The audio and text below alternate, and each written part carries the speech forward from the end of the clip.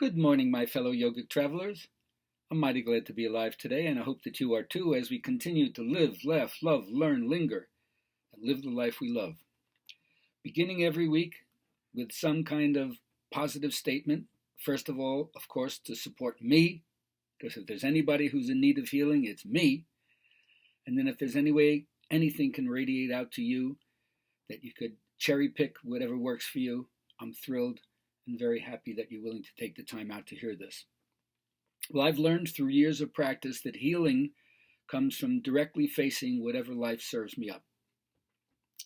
Like any family, mine has had its challenges, but I always hold those challenges in the context of all the other blessings that are in my life.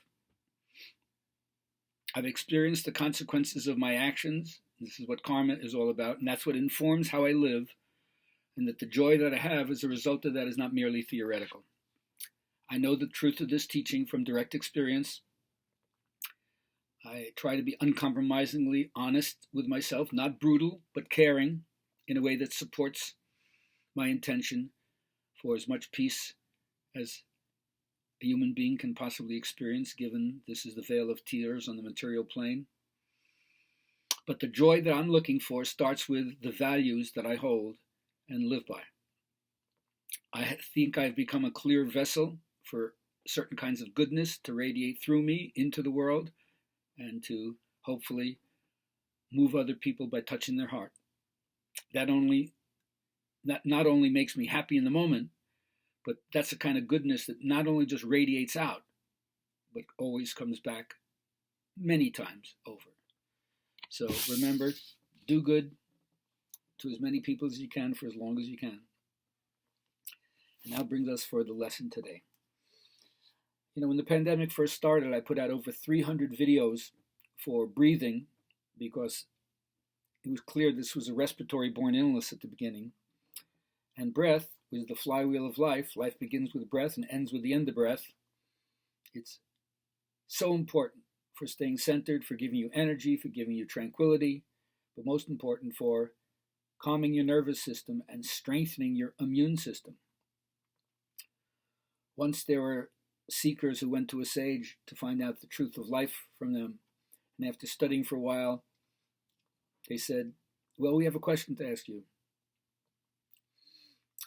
What's the most important thing in a human being to have to pay attention to?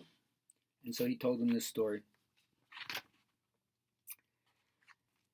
If you want to find out what's the most important thing in sustaining your body, then listen.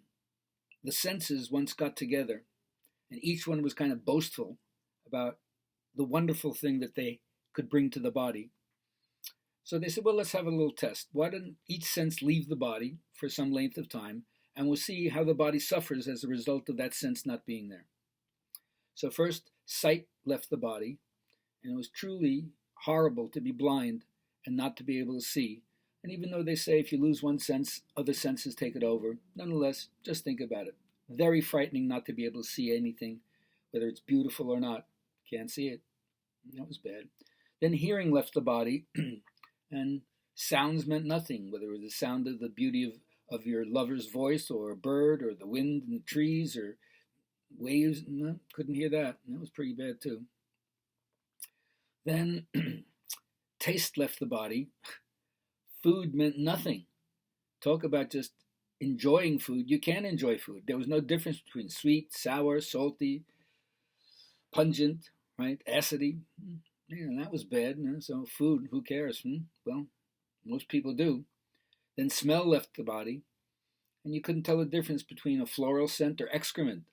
So that was kind of weird because sometimes your nose is important for, knowing what's going on. It elicits memory sometimes, and in Italian they say abbiamo il naso. We got the nose. I can kind of sniff things out, follow the scent.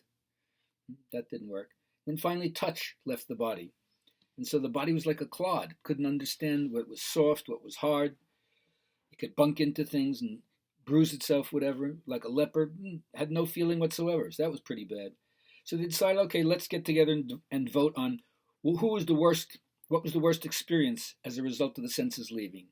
And then all of a sudden, prana, or breath, copped an attitude and said, oh, you think you guys are top dog? Forget it. And as prana started to leave, all of a sudden, all the senses freaked out and said, wait a second, I think we know who's boss in the body when it comes to the most important quality that sustains our life itself.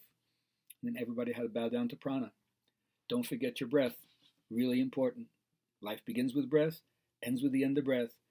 And all of yoga teaches pranayama. It really is the flywheel that makes the whole thing go.